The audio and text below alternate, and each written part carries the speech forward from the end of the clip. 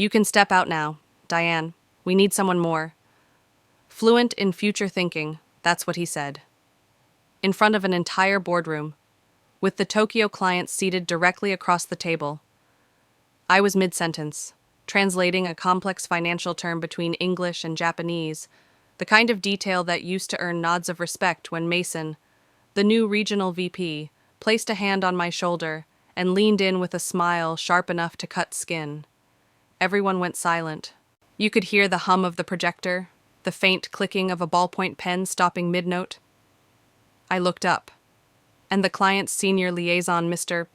Tanaka, who'd once toasted sake with me in Osaka, furrowed his brow, visibly confused.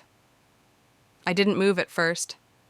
My fingers still hovered over the keyboard, mid-keystroke. I thought maybe he was joking.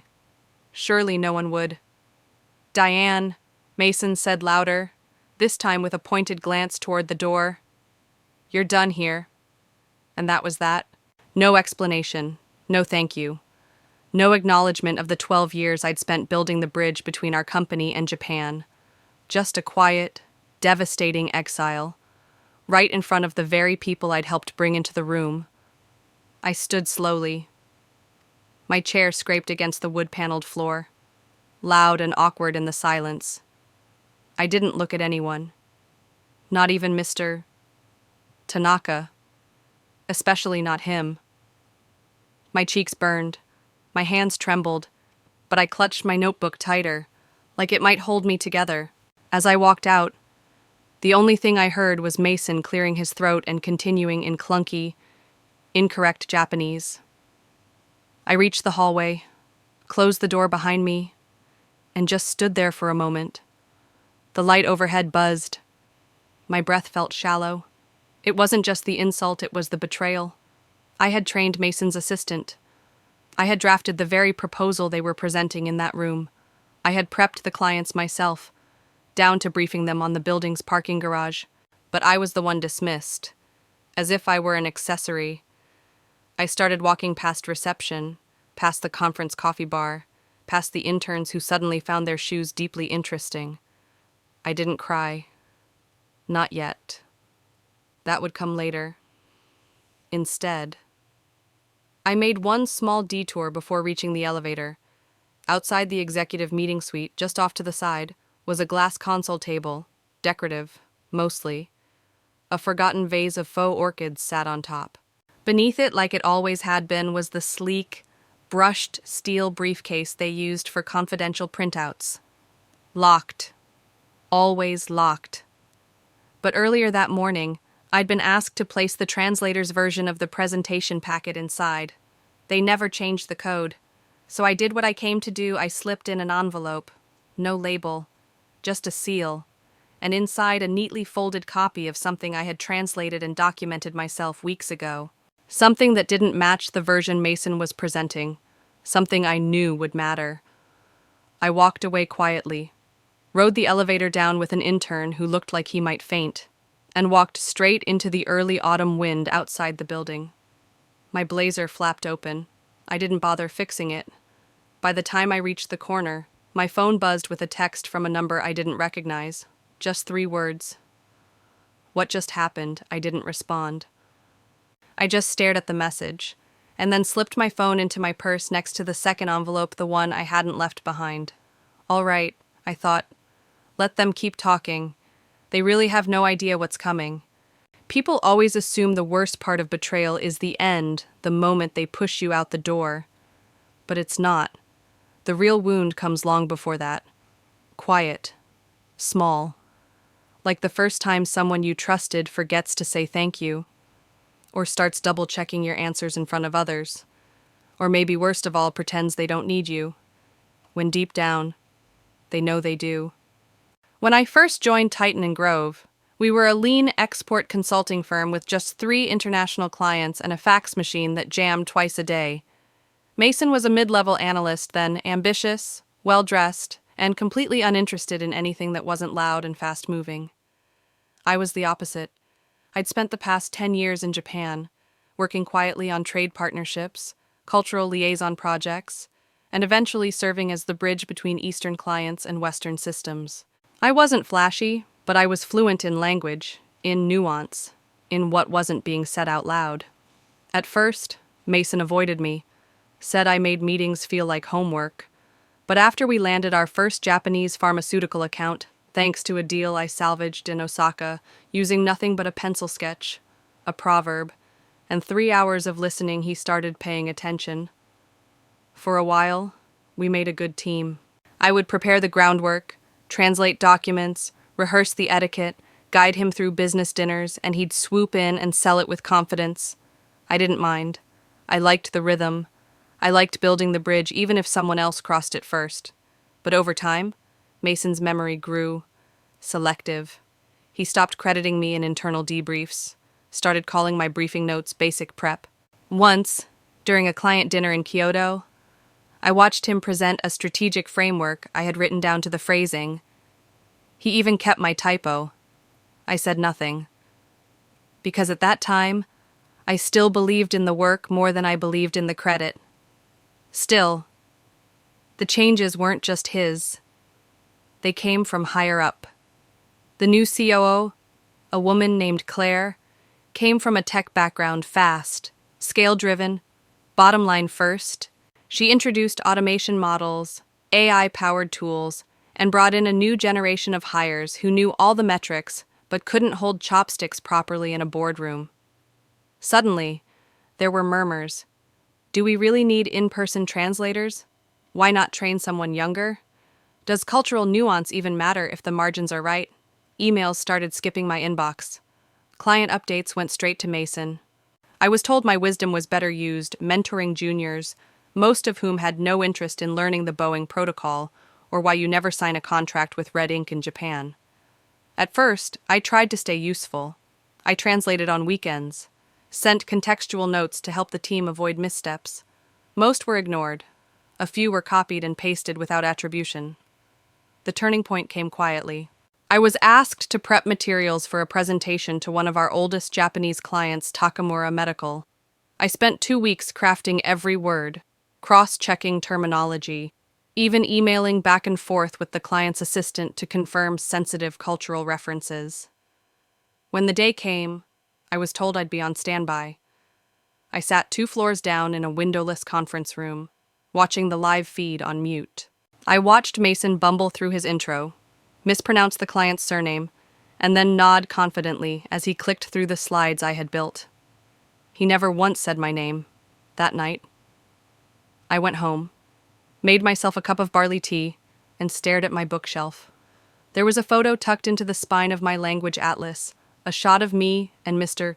Tanaka in front of Mount Takao, laughing after a late dinner. I had helped his daughter get into an international school. He once told me, "You don't just work with us. You see us?" I hadn't heard from him in months. And yet, I knew what was coming. The company was shifting. The industry was changing. And I wasn't the shiny new voice anymore. But what they forgot, what they all underestimated, was that I had watched every shift from the inside, quietly, carefully. And I had kept everything, every file name, every version, every email chain where my translation had been lifted and repackaged, every draft, every overlooked correction. I never fought back publicly, never sent passive-aggressive messages. I simply kept receipts. Because there's something about being invisible that sharpens your senses. You start seeing who takes credit when no one's watching. You hear the tone in the hallway when people think you've stepped out. You notice which interns mimic the condescension of their bosses, and which ones slip a post-it note that says, "Your notes helped me not mess up today. Thank you." One of them was Hannah, an assistant barely out of college, who once asked me to explain the phrase, saving face over lunch. She had listened like the world depended on it. She reminded me of something I'd forgotten along the way. Quiet does not mean powerless. So, when the company announced that Mason would be leading the upcoming client renewal strategy meeting with Takamura Medical, the same client I'd built from scratch, I didn't argue. I simply offered to prepare the translated decks. Like always, He said yes, and I smiled. Even then, I knew. They were giving me the perfect stage. The worst kind of silence is the one you can't escape, not because it's peaceful, but because it tells you everything you feared is true. That was the silence I walked into when I returned to my desk after being dismissed from the Tokyo strategy meeting. No one looked up, not Mason, not the junior analyst who had shadowed me for months, not even Hannah, the only person I thought still remembered who built the Takamura account from nothing. They just kept typing, clicking, breathing, like I didn't exist, and I just stood there. For longer than I should have. I wanted to believe it was an oversight, a momentary lapse in judgment, a power play that Mason would apologize for later with that same half smile and a, "You know how these meetings go." But that moment never came. Instead, I found an email waiting in my inbox, time-stamped 20 minutes before I was pulled from the meeting. It was from Claire, the COO. Effective immediately, translation duties for international clients will be reassigned to digital tools and external vendors. Thank you for your years of contribution. We will explore new roles for you soon. There it was. 12 years. Reduced to a template. No call. No conversation. Just a quiet, digital burial. I closed the message, leaned back in my chair, and stared at the one photo I kept on my desk, Mr. Tanaka shaking my hand after our first deal. His other hand was on my shoulder. That man trusted me, his team trusted me, and now they were being handed off to a software plugin and a smug executive who barely understood what the word nuance meant. Still, I didn't slam the desk.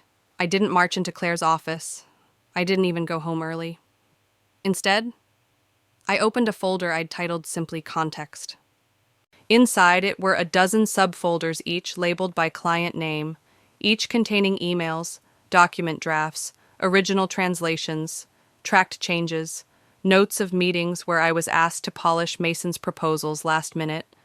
I hadn't meant to collect them at first. It started as habit, covering my bases, cleaning up miscommunication. But over time, I saw the pattern, ideas rewritten, credit redirected, my voice scrubbed away line by line. Still, I didn't feel rage. Not yet. That came 2 days later when I got the call. It was from Mr. Tanaka's assistant, a woman named Ray. Her voice was quiet, polite, and carefully measured. She asked me if I was still on the Takamura account. I told her no. There was a pause. Then she said, almost apologetically, "We received the updated documents. We were confused. Several sentences don't make sense, and one phrase, dying market, was received as disrespectful. That's not how you would have phrased it, is it?"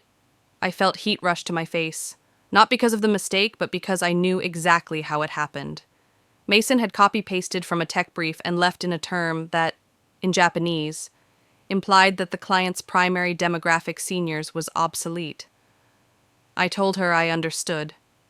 I apologized, even though I no longer represented the company. Then she asked me the question that nearly broke me. Did we do something wrong? Diane, did we offend you? I could have said everything right then. I could have thrown Mason and Claire under the bullet train. But instead, I said, no. You've always been respectful. The decisions were internal. She thanked me. But the call ended heavy, like a door closing on something sacred. That night, I didn't sleep. I sat at my kitchen table with a cup of cold green tea and stared at my laptop. My fingers hovered over the keyboard. Not writing, just thinking. I could let it go. Walk away. Leave them to their errors and their pride. But then I remembered Mason's voice, echoing through that boardroom. We won't be needing her anymore. And something shifted inside me. Not anger, not revenge, clarity. They thought they'd quietly erased me. What they didn't know was that I'd already prepared the next scene. The following week, the company hosted its quarterly global strategy webinar. It was a formal event streamed to international clients, partners, and board observers. The agenda was simple: celebrate new partnerships, announce strategic expansions, and feature one key case study. Mason had chosen Takamura Medical. Of course he had. I watched the pre-recorded footage 2 nights before the broadcast. I had access, thanks to a forgotten shared folder I'd created years ago and still had permissions for.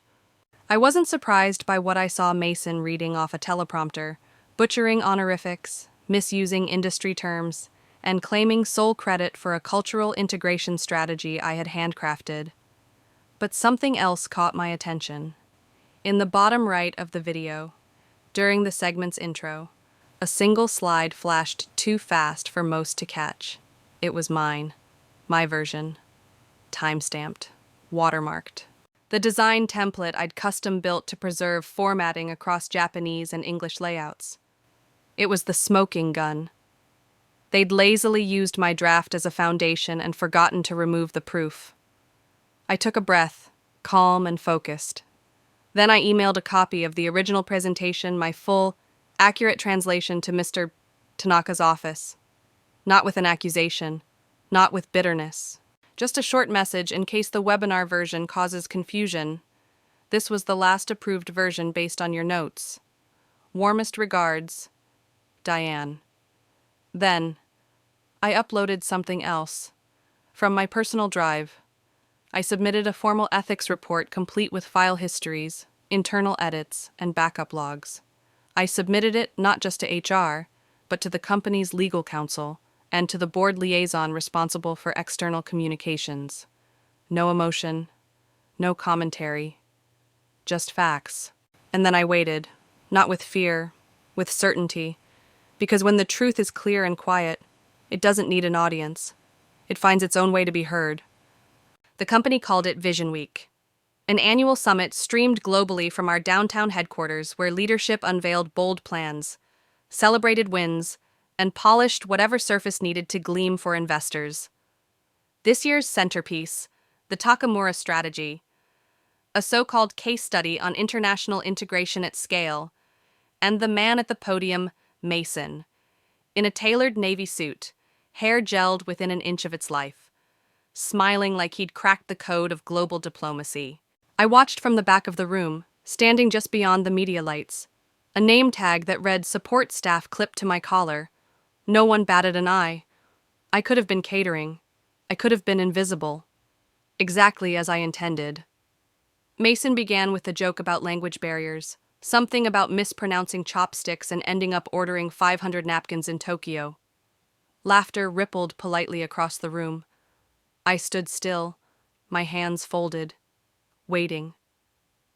Then came the first slide. It was mine.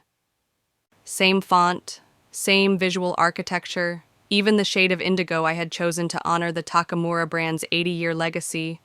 No acknowledgement, no mention, just his voice sailing confidently through each point, as if it had always been his. And then, a voice from the audience, calm, polished. "Excuse me, Mr. Kale? Could you clarify which version of the integration plan you're referencing?" Heads turned. It was Mr. Tanaka's aide Ray standing beside the company's visiting Japanese board members. Mason blinked, smiled. "Of course," he said smoothly. "The final draft from last quarter. Everything was approved internally by our cross-functional team." She nodded slowly. "That's interesting," Ray replied, holding up a manila folder. "Because this," she raised the document high, "is the version we signed. It includes 3 pages not present in your slide deck, including one that explicitly rejects automation in translation services." The room quieted. Someone coughed. Mason's throat clicked behind the microphone. I believe there were revisions." "We were not informed of any," Ray cut in, still calm. "And our signed NDA states that revisions must be disclosed to all parties. Perhaps there's been a misunderstanding." Her tone was almost kind, but her words landed like stones. People looked at each other. Some glanced toward Claire, the COO, seated in the front row, stone-faced, and then, as if fate had been holding its breath until this exact second, the room's main screen flickered. The slideshow froze, then rebooted, and when the image returned, it wasn't Mason's slides. It was a security feed footage from an internal drive. In full view, a time-stamped screen recording of the Takamura presentation, with my name clearly labeled in the document's metadata. Someone near the tech booth swore under their breath. And still, Mason tried to press on. There seems to be an error with the AV feed. Let's reset. Let's not... The words came not from Ray, not from me, but from Hannah.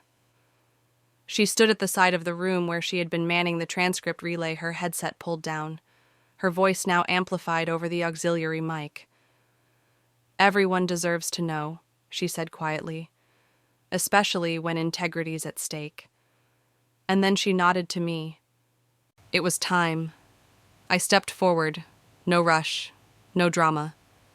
Just a quiet walk to the center of the room, where Mason stood frozen in front of a screen still flashing my name.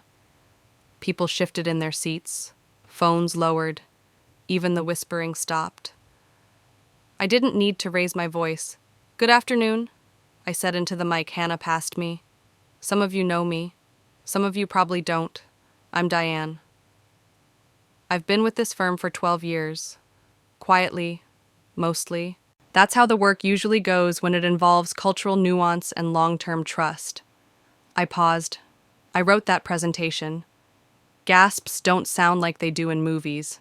In real life, they're sharper, shorter, embarrassed. Mason cleared his throat. "Diane, this really isn't the time." "No, Mason, it is." I turned to the audience, not to him.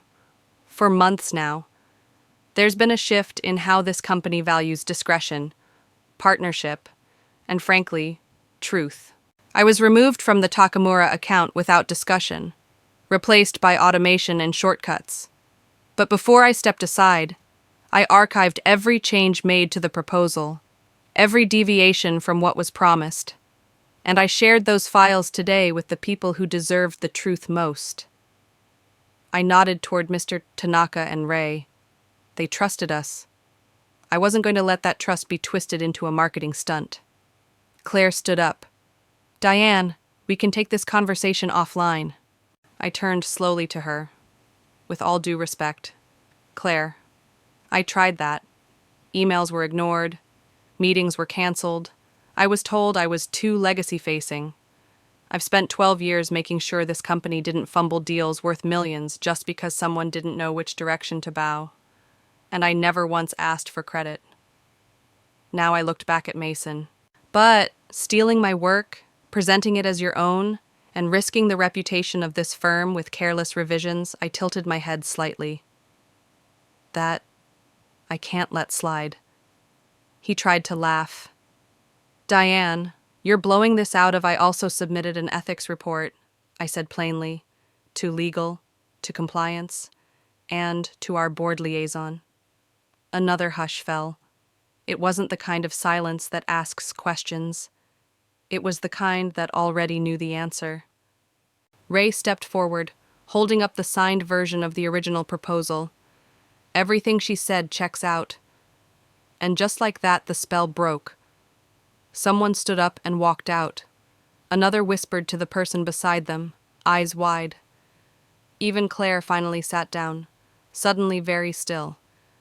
Mason tried again, his voice cracking under the weight of a collapsing room. This is a misunderstanding. There was no intent to." But then Hannah stepped forward again. "She taught me everything I know," she said quietly.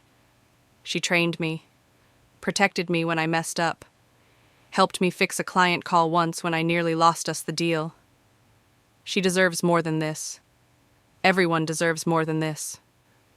Mason opened his mouth, then closed it. There was nothing left to say. No one clapped. No one needed to. They just watched as the man who had claimed all the spotlight finally stood, alone, at the center of it. And as I turned to leave, I felt it. the shift. Not just in the room, but in me. I wasn't invisible anymore. I wasn't quiet. I was undeniable. And I was just getting started. The room stayed quiet longer than anyone expected. After the last file had been projected, after every number, every email, every discrepancy was laid bare, there was no clapping, no gasps, just the soft sound of a chair creaking as someone shifted uncomfortably, and the distant hum of the fluorescent lights above us. My ex-boss, Reed, was still frozen where he stood, hand midway through a performative sip of coffee he never got to swallow. The cup trembled slightly. His face, I'll never forget it. It wasn't just the color draining, it was the flicker of calculation. That frantic mental shuffle of a man realizing all his exits had been sealed. When the VP of Finance finally spoke, her voice was low and sharp, like the snap of a ruler on a desk. "Reed," she said, "we'll need to speak in my office, now." He started to protest, of course, something about context and not the full story, and I was promised discretion, but no one was listening anymore. The spell had broken, the lies had cracked at the edges, and everyone was watching the pieces fall. The VP didn't flinch.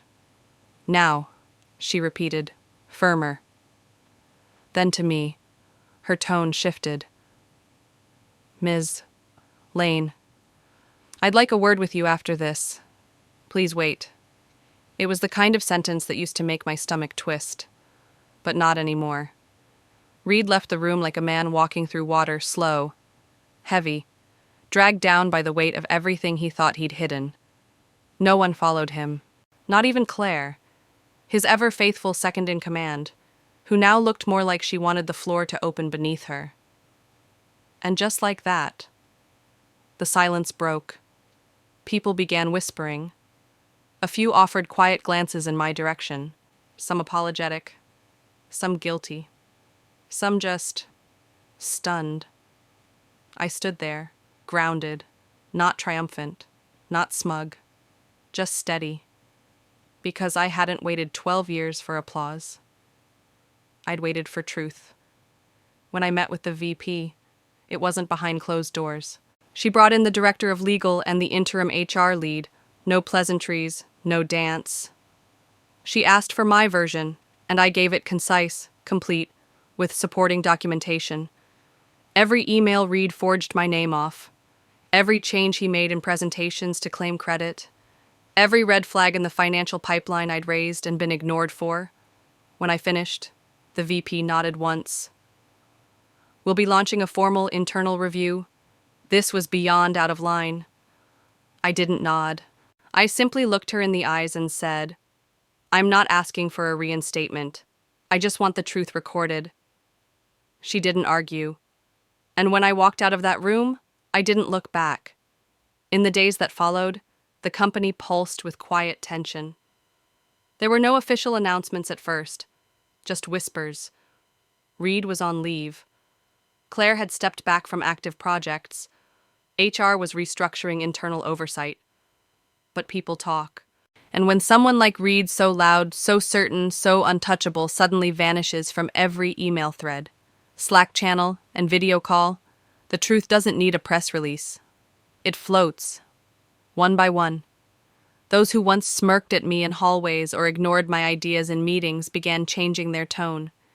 A junior analyst I hadn't spoken to in years stopped me outside the elevator. "I'm sorry," she said, eyes low. "I should have known something was off.